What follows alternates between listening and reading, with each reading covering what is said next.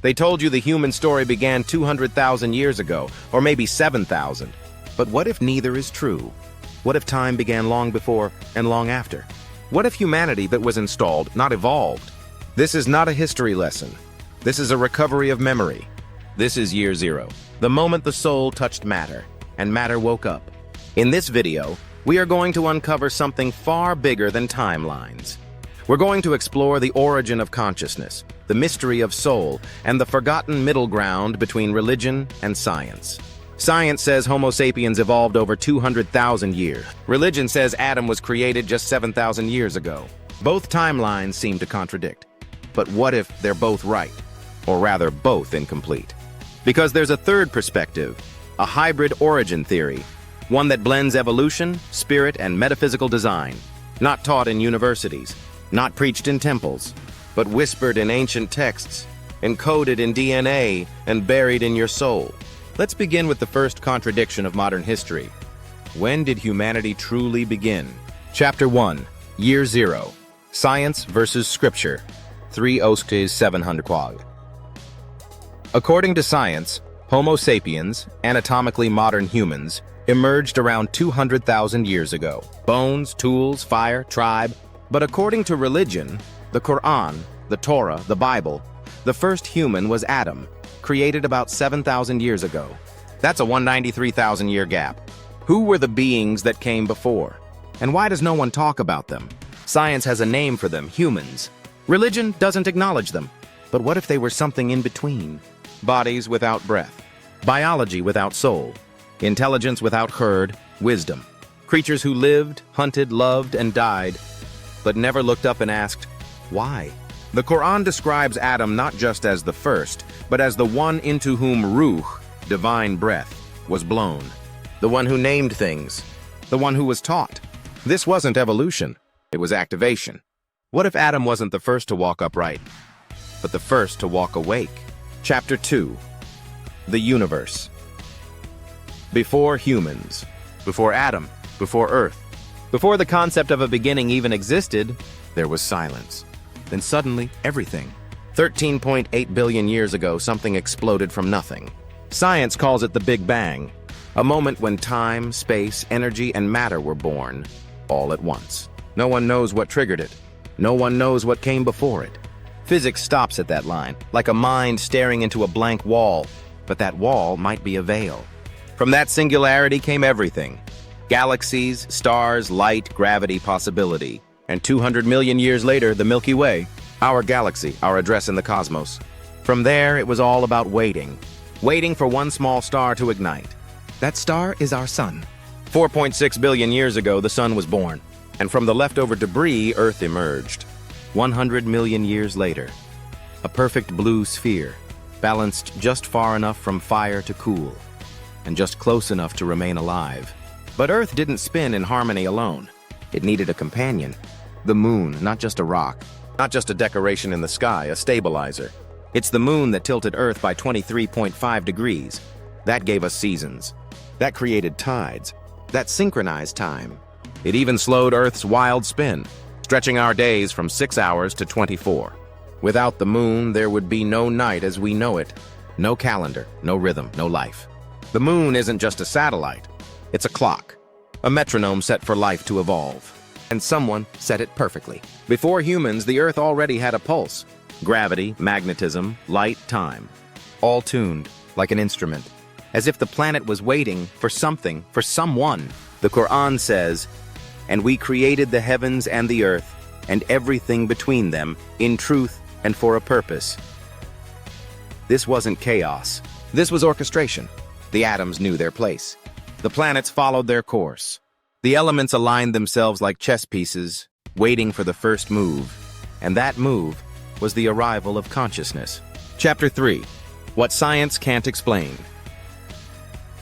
Science is beautiful. It gives us formulas for motion. It explains how stars are born, how black holes spin, how DNA replicates. But there are questions it refuses to answer. Because beyond molecules, beyond chemistry and chaos, there are mysteries. And mystery makes the materialist uncomfortable. Ask a physicist, what came before the Big Bang? They'll pause. They'll say, time didn't exist before the Big Bang. So the question is invalid. But that's not an answer. That's a dead end. A label on a locked door. Ask a biologist, how did life begin? They'll mention warm ponds, lightning, random collisions. But how does non-life produce conscious life? Ask a neuroscientist, where does thought come from? They'll point to neurons, but they don't know why neurons feel. Why neurons dream? Why neurons grieve? Why neurons ask, who am I? And then comes the most dangerous question. What is the soul? At this point, science stops pretending. They'll laugh. They'll say, the soul doesn't exist. That there's no proof, no test, no microscope can see it. But if something doesn't fit in a test tube, does that mean it isn't real? Can you measure love with a scale? Can you weigh loyalty on a digital screen? Science can map your brain. But it can't explain why you cry when you remember your mother. It can show electrical patterns. But it can't explain why a poem breaks your heart, or why you pray in the dark when no one is watching. These things don't live in the blood. They don't live in the bone. They live in something else, in something science doesn't believe in, but every human has felt. The Quran tells us, they ask you about the soul. Say, the soul is from the command of my Lord, and you have been given only a little knowledge. That is 1785. This is the line, the boundary, between what we can measure and what we are. Science is not the enemy, but it's not the whole story. It explains how the stage was built, how the lights were wired, but it cannot explain the actor, the play, the meaning of the performance, because that meaning is written in the soul. Chapter 4, Human Evolution and Darwin's Blind Spot. Let's talk about evolution. The story you've been told 1,000 times. Life began in the ocean, a simple cell. It split, it multiplied, it adapted, it crawled, it climbed. It became amphibian, reptile, mammal, primate, and finally, human. It's elegant, it's logical, it's mathematically appealing. But is it true? Charles Darwin, father of the theory, believed nature works through natural selection, that the strongest survive, that advantageous mutations pass down, that over millions of years those tiny changes add up. But even Darwin had doubts. He once wrote, "The abrupt appearance of higher forms in the fossil record is a mystery." A mystery he couldn't solve. A mystery still unsolved today. Ask evolutionary biologists about the Great Leap Forward. Around 50,000 to 70,000 years ago, something strange happened. Homo sapiens went from surviving to painting art in caves, burying their dead with flowers, creating tools with purpose, looking at stars and wondering. But what changed? There was no anatomical mutation, no major climate shift, no slow adaptation. It was as if someone flipped a switch. Intelligence exploded. Language bloomed. Abstract thought appeared out of nowhere. Now here's the twist most people have never heard. More than 600 years before Darwin, in the lands of Persia, a mystic and philosopher named Aziz al-Din Nasafi wrote about evolution, but not just of the body. He wrote about the evolution of consciousness. He described the stages of creation, from stone to plant, plant to animal, animal to human, and then something higher. A being of both clay and divine breath. A being not just with hands, but with awareness. Not just with instincts, but with soul. Nasafi wrote that there would come a moment in Earth's journey where the human form would be ready, but still empty. And into that form, something would descend. Ruh, the breath of the divine. A seed of awareness. Sound familiar? The Quran says, "Then we fashioned him and breathed into him of our spirit." Surah Al-Hijr 15:29. Nasafi didn't guess. He wasn't lucky. He was telling a story passed down through spiritual memory, a story science would later steal and flatten. Darwin gave us bodies, but he couldn't explain mind. He charted bones and beaks, but not consciousness. His theory explains how we survived, but not why we write poetry. Why we feel guilt. Why we sacrifice for love. Why we create music to express things we can't speak. That's not natural selection. That's soul selection. Maybe we didn't descend from apes. Maybe apes and humans both emerged from the earth, but only one of them was activated.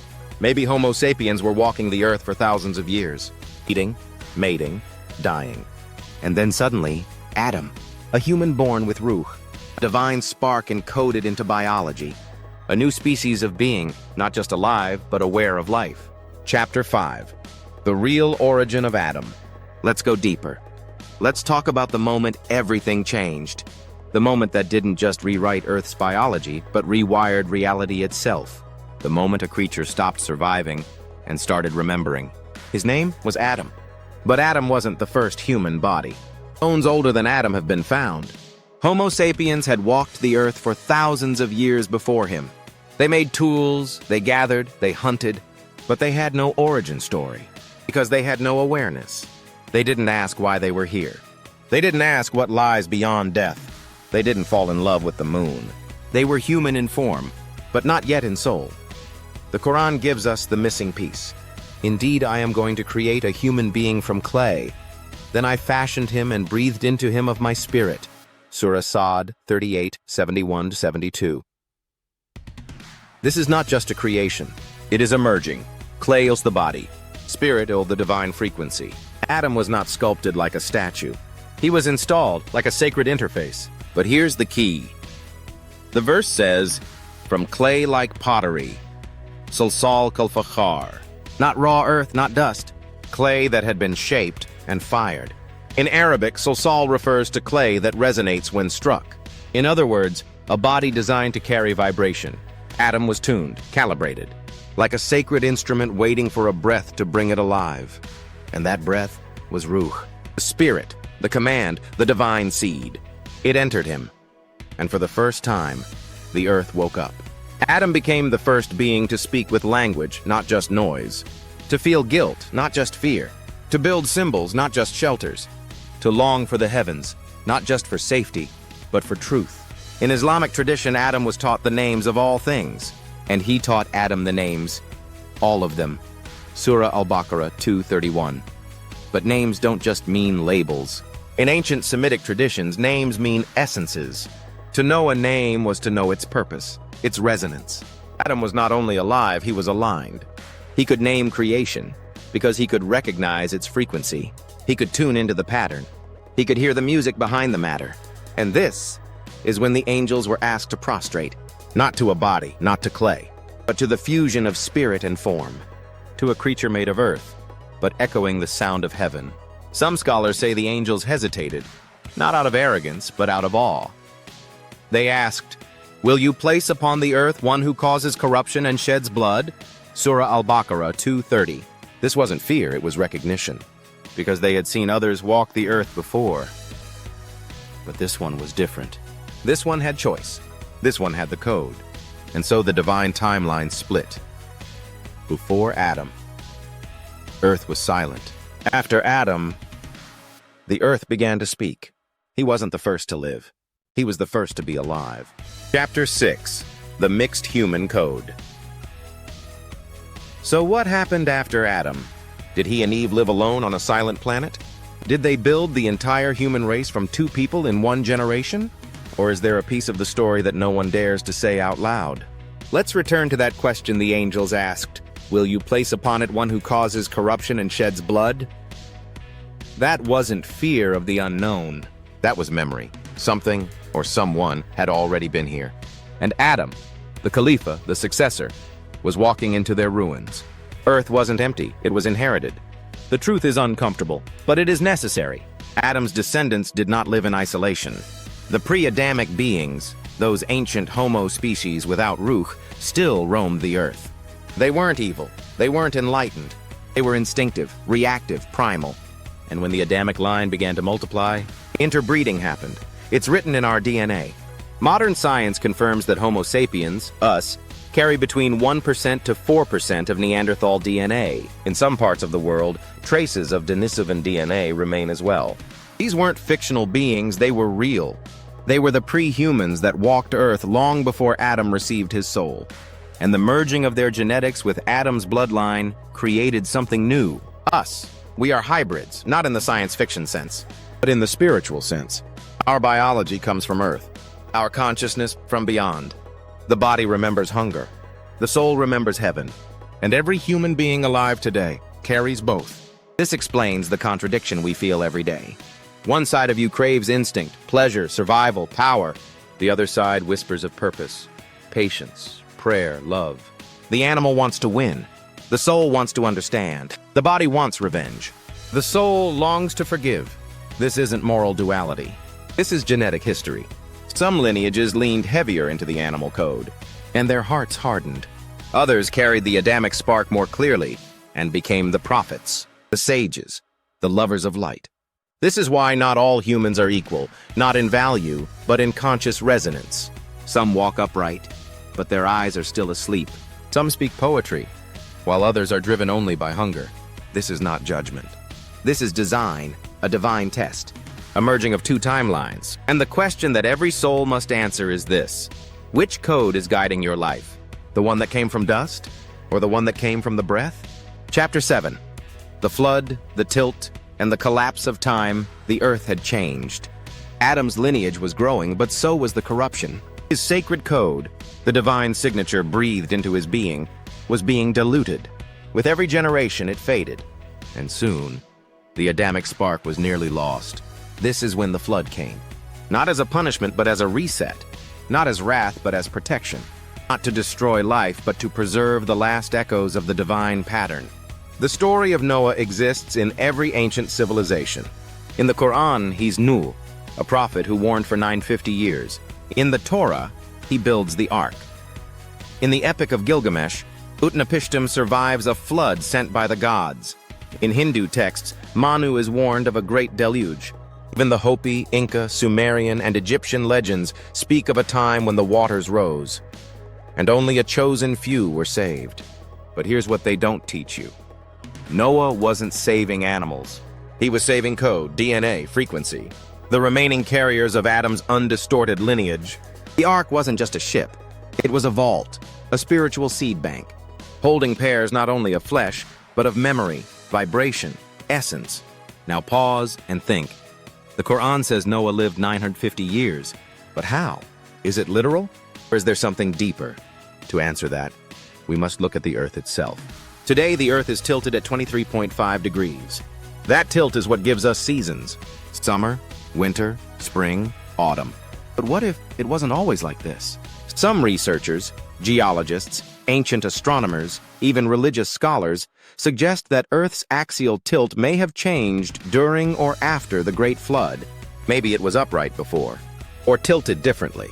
Maybe the rotation speed shifted. Maybe time felt longer. If a full seasonal cycle passed in half the time, then what we call a year would have meant something else entirely. So when the scriptures say Noah lived 950 years, it might not be fantasy. It might mean the earth itself was on a different calendar, a different frequency, a different rhythm of decay. And when the flood came, that rhythm was broken. The post-flood world was not just wetter, it was heavier. Lifespans began shrinking. The veil thickened. The divine memory grew dim. But Noah became the bridge. He didn't just build an ark, he became one. A carrier of the last pure echo of Adam's code, and from his children, the prophetic lineage would rise again. Seth, Idris, Abraham, Moses, Jesus, Muhammad. Each one carrying a thread of what humanity was always meant to remember. And this is what they've tried to erase. That you are not just the product of randomness. You are part of a cosmic legacy. A lineage not of flesh, but of frequency. Chapter 8. Jesus and Adam. The same divine implant.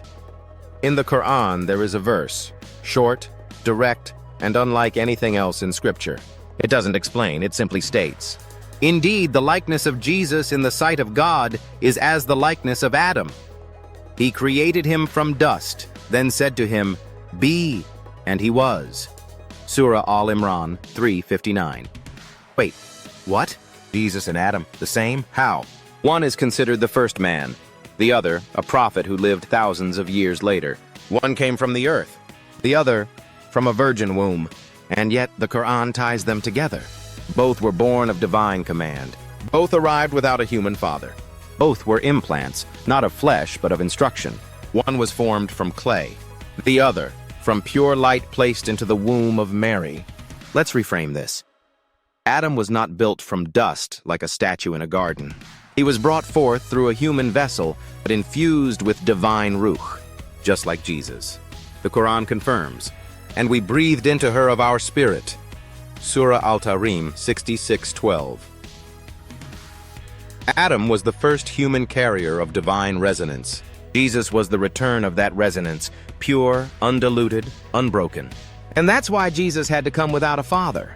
Not because of biology, but because the human male lineage, post-flood, post-Babel, post-Sodom, was corrupted. If the divine seed was to return, it had to come unfiltered, through a woman, untainted, a sacred vessel, just like the earth was when Adam arrived.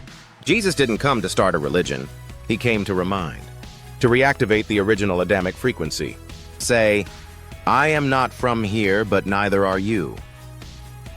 And that's why both Adam and Jesus are called ayat, a sign, not just messengers, but markers, echoes, mirrors, the beginning and the reminder. In one hadith, the Prophet Muhammad, peace be upon him, is asked about Jesus. He says, among all the people, I am the closest to Jesus, the son of Mary, in this world and the next. There has been no prophet between me and him. Think about that. The final prophet didn't say, I am closest to Moses, but to Jesus, because Jesus and Adam are not isolated incidents. They are bookends of the same activation. Both entered the world not through bloodlines, but through command. Both were reset codes. One launched the story of soul on earth. The other tried to wake it up again, before the final seal. And what does this mean for you? That you, yes, you, carry the possibility of both within you. The earth and the light, the body and the command. You're not just a descendant of biology. You are an echo of the divine's breath. Chapter 9. The Real Human Story. So, what is the real human story? Were we sculpted from clay or evolved from apes? Did we rise by accident or awaken by command? Were we simply lucky survivors of ancient oceans and random mutations, or were we chosen, calibrated, installed, breathed into? The answer is not either or. It's both and neither. Your body may carry the memory of earth, but your consciousness carries the echo of heaven. You were not just born. You were sent with a purpose, sent with a blueprint buried in your DNA, sent with a spark that even angels were told to bow to. You are not just what you've been told. You are not just a name, a job, a number, or a nationality. You are a continuation of something ancient, something cosmic, something sacred. Your existence is the continuation of Adam's breath. And your memory is the battlefield. That's why the world distracts you. That's why noise never stops. That's why you're always being pulled outward, away from silence, away from purpose, away from remembering. Because the greatest fear of this system is not your rebellion. It's your remembrance. Because if you remember who you are, you stop obeying fear. You stop living for consumption. You stop chasing illusions. You stop acting like you were just born to survive. You begin to live like someone who was designed to awaken. That's the real forbidden fruit. Not knowledge, but the forgetting of it. The fruit of the tree wasn't rebellion. It was resonance lost. And this entire world has been built on that amnesia. But now, maybe the memory is returning. Maybe that's why you found this video. Not to learn, but to remember. To feel something stir inside you. A thread, a signal, a hum. That says you were never just made. You were never just evolved. You were never just human. You were awakened. And they fear the day you remember. So now I ask you, not as a viewer, but as a carrier of the code. Were we created or were we activated? Type your answer in the comments. Because the more we ask, the more we remember.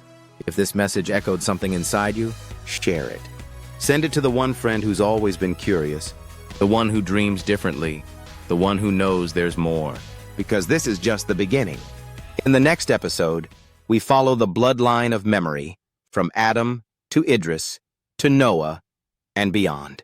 We reveal how the prophets weren't just messengers, but memory keepers, keepers of a spark you still carry.